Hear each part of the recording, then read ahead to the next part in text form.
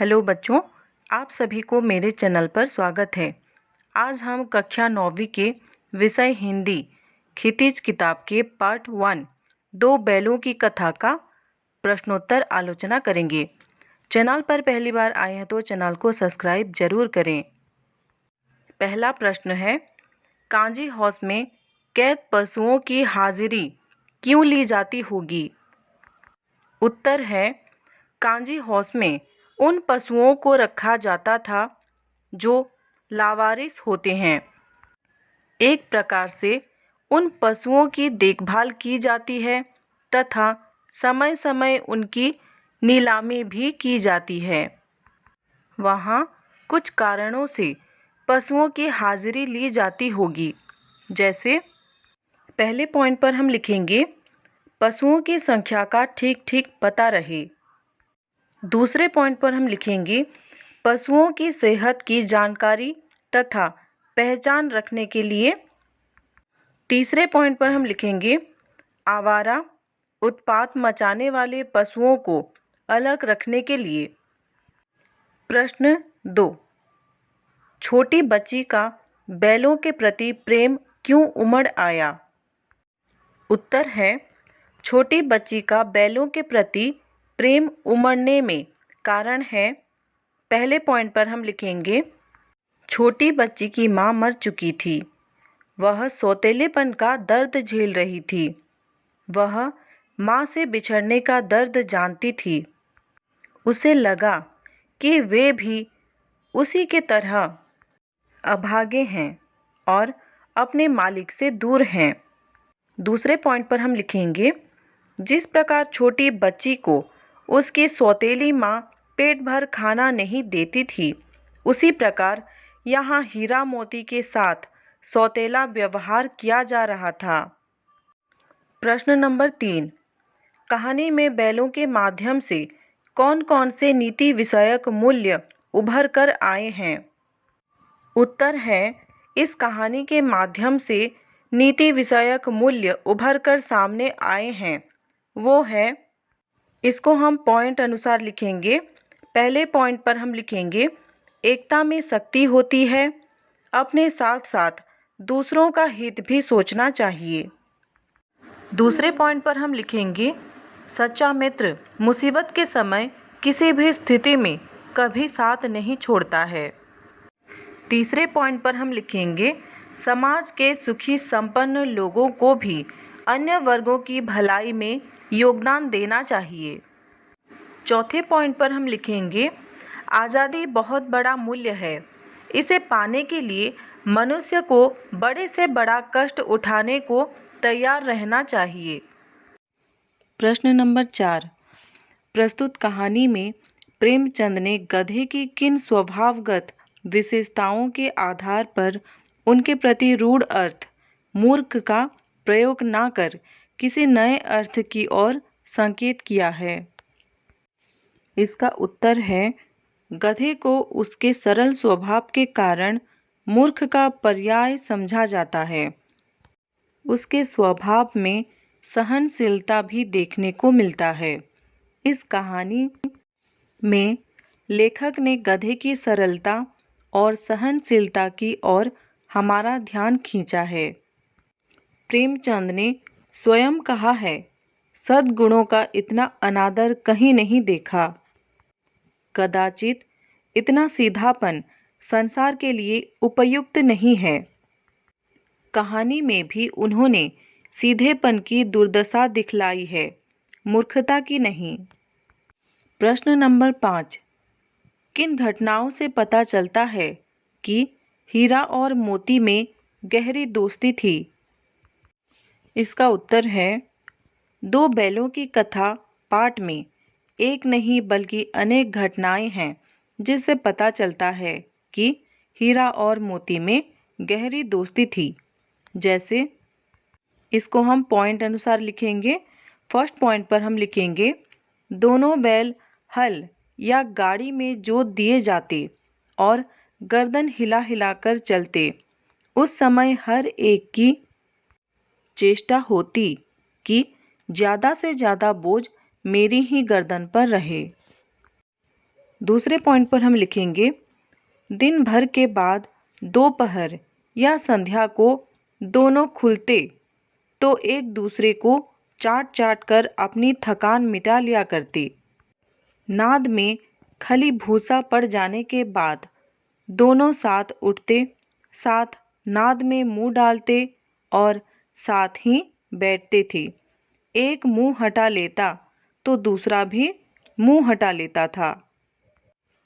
तीसरे पॉइंट पर हम लिखेंगे, मटर खाते समय मोती के पकड़े जाने पर हीरा भी वापस आ गया और दोनों ही कांजी हाउस में बंदी बनाए गए। कांजी हाउस की दीवार टूट जाने पर वे दोनों एक साथ ही भागते हैं और दढ़ियल का मुकाबला भी करते हैं। प्रश्न नंबर 6, लेकिन औरत जात पर सींग चलाना मना है, यह भूल जाते हो। हीरा के इस कथन के माध्यम से स्त्री के प्रति प्रेमचंद के दृष्टिकोण को स्पष्ट कीजिए। इसका उत्तर है, हीरा के इस कथन से यह ज्ञात होता है कि उस समय समाज में स्त्रियों की स्थिति अच्छी नहीं थी। समाज में स्त्रियों के साथ दुर्व्यवहार किया जाता था, उन्हें शारीरिक यातनाएं दी जाती थी, वे पुरुषों द्वारा शोषित होती थी। इसलिए समाज में ये नियम बनाए जाते थे कि उन्हें पुरुष समाज शारीरिक दंड न दे। हीरा और मोती भले इंसानों के प्रतीक हैं, इसलिए उनके कथन सभ्य समाज पर लागू होते हैं। असभ्य समाज में स्त्रियों की प्रताड़ना होती रहती थी। लेखक नारियों के सम्मान के पक्षधर थे, वे स्त्रियों तथा पुरुषों की समानता के पक्षधर थे। प्रश्न नंबर 7, किसान जीवन वाले समाज में पशु और मनुष्य के आपसी संबंधों को कहानी में किस तरह व्यक्त किया गया है? इसके उत्तर है, पशु आदिकाल से ही मनुष्य के साथ रहे हैं। सभ्यता संस्कृति की विकास मनुष्य और पशु एक दूसरे के पूरक हैं। किसान के लिए पशु तो वरदान के समान है। किसान हल चलाने, बोझ ढोने, पानी खींचने तथा सवारी करने के लिए पशुओं का प्रयोग करते हैं। झूरी हीरा और मोती को बच्चों की तरह स्नेह करता था। वह उन्हें अपनी आँखों से दूर नहीं करना चाहता। इससे पता चलता है, स्वामी के लिए जी जान देने को तैयार रहते हैं। प्रश्न नंबर 8, इतना तो हो ही गया कि 9-10 प्राणियों की जान बच गई, वे सब तो आशीर्वाद देंगे। मोती के इस कथन के आलोक में उसकी विशेषताएं बताइए। इसका उत्तर है, मोती के कथनों के आलोक में उसकी विशेषताएं प्रकट होती है। इसको हम पॉइंट के अनुसार लिखेंगे। पहले पॉइंट पर हम लिखेंगे, मोती का स्वभाव उग्र होते हुए भी वह दयालु था। दूसरा पॉइंट पर हम लिखेंगे, मोती सच्चा मित्र है, वह मुसीबत के वक्त अपने मित्र हीरा का साथ नहीं छोड़ता। तीसरे पॉइंट पर हम लिखेंगे, मोती परोपकारी और बुद्धिमान है, तभी तो वह कांजी हाउस में बंद जानवरों की जान बचाता है। चौथे नंबर पॉइंट पर हम लिखेंगे, मोती साहसी है, वह हीरा की मदद से सांड को पराजित करता है। पांचवें पॉइंट पर हम लिखेंगे, मोती अत्याचार का विरोधी है, इसीलिए कांजी हाउस की दीवार तोड़कर विरोध प्रकट किया था। अब हम आशय स्पष्ट कीजिए में दिए गए प्रश्नोत्तर करेंगे। प्रश्न नंबर 9 के क, अवश्य ही इनमें कोई ऐसी गुप्त शक्ति थी जिससे जीवों में श्रेष्ठता का दावा करने वाला मनुष्य वंचित है। इसका उत्तर है, हीरा और मोती बिना कोई वचन कहे एक दूसरे के मन के बात समझ जाते थे। प्रायः वे एक दूसरे की भलाई की बातें सोचते थे। यद्यपि मनुष्य स्वयं को सब प्राणियों से सर्वश्रेष्ठ मानता है, किंतु उनमें भी ये शक्ति नहीं होती कि वह दूसरों के मनोभावों को समझ सके। अक्सर वह स्वार्थ के कारण भी किसी दूसरे का हित सोचना नहीं चाहता। प्रश्न नंबर 9 के ख। उस एक रोटी से उनकी भूख तो क्या शांत होती, पर दोनों के हृदय को मानो भोजन मिल गया। इसका उत्तर है हीरा और मोती गया के घर बंधे हुए थे। गया ने उनके साथ अपमानपूर्ण तथा सौतेला व्यवहार किया था, इसलिए वे क्षुब्ध थे। परंतु तभी एक नन्ही लड़की ने आकर उन्हें एक रोटी दी। यद्यपि उससे हीरा और मोती की भूख कम नहीं हो सकती थी, तथापि उन्होंने बालिका के व्यवहार से प्रेम और अपनत्व का अनुभव कर लिया और प्रसन्न हो उठे, क्योंकि प्रेम ही आत्मा का भोजन है। प्रश्न नंबर 10। गया ने हीरा और मोती को दोनों बार सूखा भूसा खाने के लिए दिया, क्योंकि क गया पराये बैलों पर अधिक खर्च नहीं करना चाहता था। ख में है गरीबी के कारण खाली आदि खरीदना उसके बस की बात न थी। ग में है वह हीरा और मोती के व्यवहार से बहुत दुखी था। घ उसे खली आदि सामग्री की जानकारी नहीं थी। इन चारों ऑप्शन में से सही उत्तर होगा ग। वह हीरा और मोती के व्यवहार से बहुत दुखी था। अब हम रचना और अभिव्यक्ति में दिए गए प्रश्नोत्तर करेंगे। प्रश्न नंबर 11। हीरा और मोती ने शोषण के खिलाफ आवाज उठाई, लेकिन उसके लिए प्रताड़ना भी सही। हीरा मोती के इस प्रतिक्रिया पर तर्क सहित अपने विचार प्रकट करें। इसका उत्तर है हीरा और मोती शोषण के विरुद्ध हैं। वे हर शोषण के विरुद्ध आवाज उठाते रहे हैं। उन्होंने झूरी के साले गया का विरोध किया और बंधन में पड़े। मेरे विचार से उन्होंने शोषण का विरोध करके ठीक किया, क्योंकि शोषित होकर जीने का क्या लाभ। शोषित को भय और यातना के सिवा कुछ प्राप्त नहीं होता। प्रश्न नंबर 12।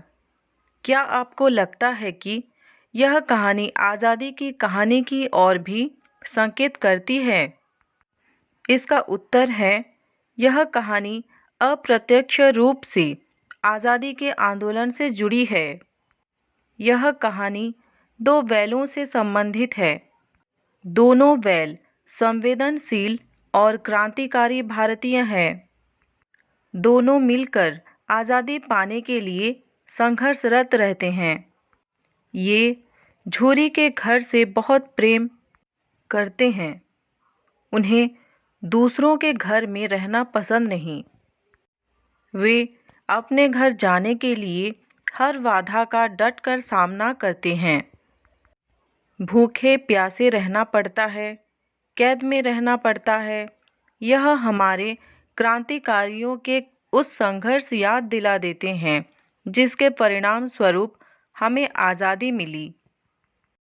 अब हम भाषा अध्ययन में दिए गए प्रश्नोत्तर करेंगे। प्रश्न नंबर 13। बस इतना ही काफ़ी है। फिर मैं भी जोर लगाता हूँ। ही भी वाक्य में किसी बात पर जोर देने का काम कर रहे हैं। ऐसे शब्दों को निपात कहते हैं।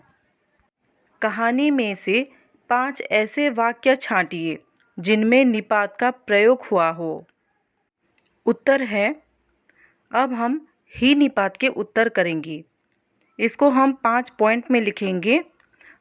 पहला पॉइंट है, एक ही विजय ने उसे संसार की सभ्य जातियों में गण्य बना दिया। दूसरा पॉइंट है, अवश्य ही इनमें कोई ऐसी गुप्त शक्ति था जिससे जीवों में श्रेष्ठता का दावा करने वाला मनुष्य वंचित है।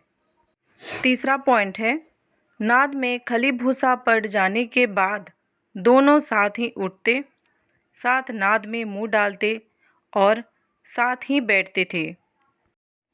चौथा पॉइंट है, अभी 4 ही ग्रास खाए थे, 2 आदमी लाठियां लिए दौड़ पड़े और दोनों मित्रों को घेर लिया। पांचवा पॉइंट है, भोर होते ही मुंशी और चौकीदार तथा अन्य कर्मचारियों में कैसी खलबली मची। अब हम भी निपात के 5 पॉइंट लिखेंगे। पहला पॉइंट है, 4 बातें सुनाकर गम खा जाते हैं फिर भी बदनाम है।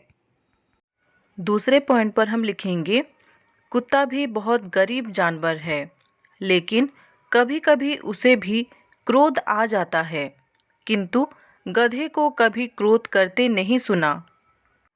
तीसरे पॉइंट पर हम लिखेंगे, उसके चेहरे पर एक स्थायी विषाद स्थायी रूप से छाया रहता है, सुख दुख हानि लाभ किसी भी दशा में बदलते नहीं देखा। चौथा पॉइंट है, गांव के इतिहास में यह घटना अभूतपूर्व न होने पर भी महत्वपूर्ण थी। पांचवें पॉइंट पर हम लिखेंगे, झूरी इन्हें फूल की तड़ी से भी न छूता था। प्रश्न नंबर 14 के क, रचना के आधार पर वाक्य के भेद बताइए तथा उपवाक्य छांटकर उसके भी भेद लिखिए। वाक्य है, दीवार का गिरना था कि अधमरे से पड़े हुए सभी जानवर चेत उठे। उत्तर है मिश्र वाक्य। मुख्य उपवाक्य है, अधमरे से पड़े हुए सभी जानवर चेत उठे। गौण उपवाक्य है, दीवार का गिरना था। प्रश्न नंबर 14 के ख, सहसा एक दरियल आदमी आया जिसकी आंखें लाल थी और मुद्रा अत्यंत कठोर। उत्तर है मिश्र वाक्य। मुख्य उपवाक्य है, सहसा एक दरियल आदमी आया। गौण उपवाक्य है, जिसकी आंखें लाल थी और मुद्रा अत्यंत कठोर। प्रश्न नंबर 14 के ग, हीरा ने कहा, गया के घर से नाहक भागे। उत्तर है मिश्र वाक्य। मुख्य उपवाक्य है, हीरा ने कहा। गौण उपवाक्य है, गया के घर से नाहक भागे। प्रश्न नंबर 14 के घ, मैं बेचूंगा तो बिकेंगे। उत्तर है मिश्र वाक्य। मुख्य उपवाक्य है, तो बिकेंगे। गौण उपवाक्य है, मैं बेचूंगा। प्रश्न नंबर 14 के व, अगर वह मुझे पकड़ता मैं बेमारे न छोड़ता। इसका उत्तर है मिश्र वाक्य। मुख्य उपवाक्य है, मैं बेमारे न छोड़ता। गौण उपवाक्य है, अगर वह मुझे पकड़ता। प्रश्न नंबर 15, कहानी में जगह जगह पर मुहावरों का प्रयोग हुआ है। कोई 5 मुहावरे छांटिए और उनका वाक्यों में प्रयोग कीजिए। पहला मुहावरा है, जी तोड़ काम करना। वाक्य है, भारतीय किसान जी तोड़ काम करते हैं। दूसरा मुहावरा है, टाल जाना। वाक्य है, सेठ जी नौकर को मदद करने का झूठा आश्वासन देते रहे पर जरूरत पड़ने पर टाल गए। तीसरा मुहावरा है, जान से हाथ धोना। वाक्य है, युद्ध में हजारों जवान जान से हाथ धो बैठते हैं। चौथा मुहावरा है, 9-2-11 होना। वाक्य है, पुलिस के आने की भनक लगते ही चोर 9-2-11 हो गए। पांचवा मुहावरा है, ईंट का जवाब पत्थर से देना। वाक्य है, भारतीय खिलाड़ियों ने प्रतिद्वंदी टीम को ईंट का जवाब पत्थर से दे दिया। क्लास 9 हिंदी क्षितिज किताब के सभी पाठ के प्रश्नोत्तर पाने के लिए चैनल को लाइक करें, शेयर करें और सब्सक्राइब भी करें। धन्यवाद।